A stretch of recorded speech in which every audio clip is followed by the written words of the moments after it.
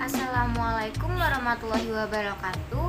Perkenalkan, nama saya Amelia Fitrianingrum dari kelas 10 Multimedia 2. Di video kali ini saya akan menjelaskan tentang komponen-komponen elektronika.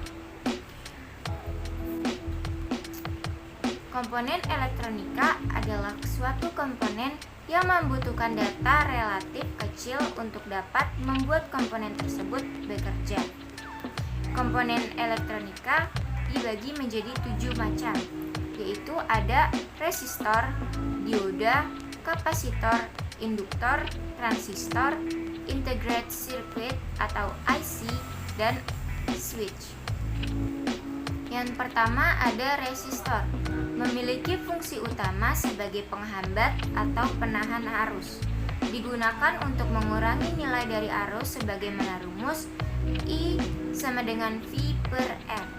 Memiliki satuan ohm dan dibagi menjadi 4 macam, yaitu ada resistor nilainya tetap atau fixed resistor, ada variable resistor, yang ketiga ada LDR atau light dependent resistor, yang keempat ada resistor peka suhu atau termistor.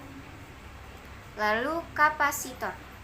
Kapasitor adalah suatu komponen yang berfungsi untuk menyimpan energi atau muatan listrik untuk waktu yang sementara dan dibagi menjadi 3 macam, yaitu yang pertama ada kapasitor nilainya tetap dan tidak berpolaritas.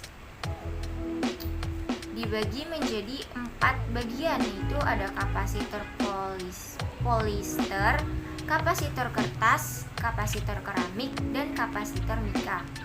Yang kedua ada kapasitor nilainya tetap dan memiliki berpolaritas. Kapasitor polar adalah kapasitor yang kedua kutubnya mempunyai polaritas positif dan negatif.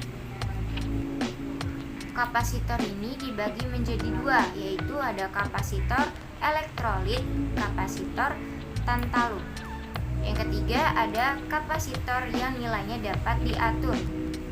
Kapasitor variabel adalah kapasitor yang dapat diubah nilainya dan dibagi menjadi 2 macam, yaitu ada varco atau variabel kondensator dan primer.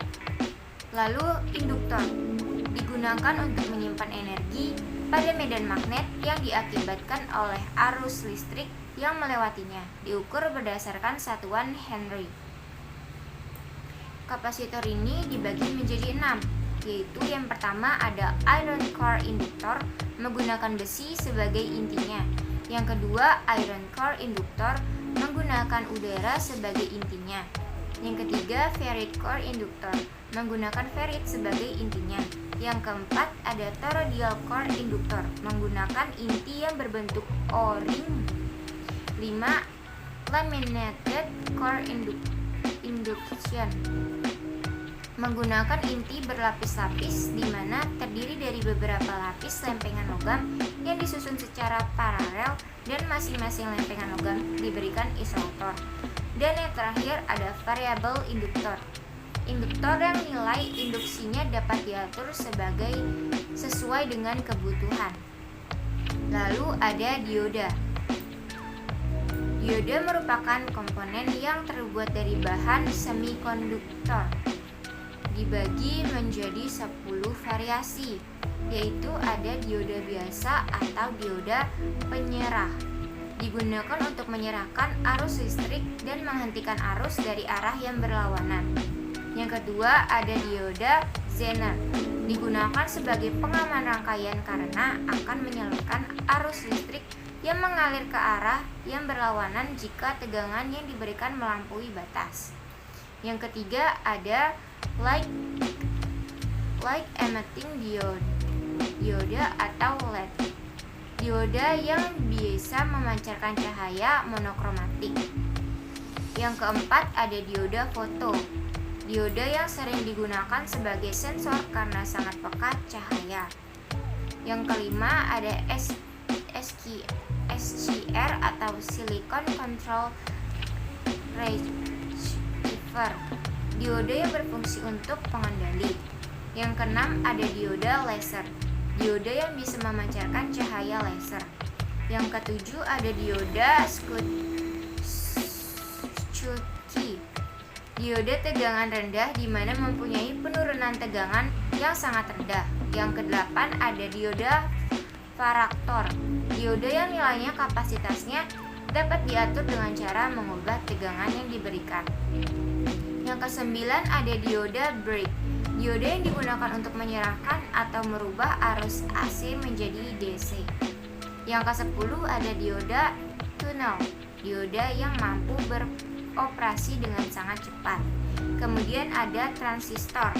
Memiliki banyak sekali fungsi, di antaranya digunakan untuk saklar. Transistor ini dibagi menjadi dua jenis, yaitu ada transistor bipolar dan transistor efek Medan. Lalu ada IC, terdiri dari ribuan bahkan jutaan transistor, resistor, dioda, dan komponen lainnya. Setiap IC mempunyai fungsi masing-masing, di antaranya yang pertama penguat operasional, kedua penguat daya, ketiga penguat sinyal, keempat sebagai komparator, yang kelima penerima frekuensi radio. Lalu ada switch, umumnya digunakan push button untuk saklar kecil seperti terlihat pada gambar di samping.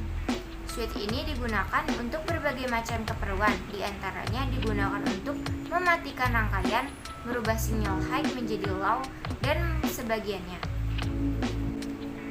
Itu saja yang dapat saya sampaikan. Mohon maaf bila ada kesalahan kata atau kalimat. Wassalamualaikum warahmatullahi wabarakatuh.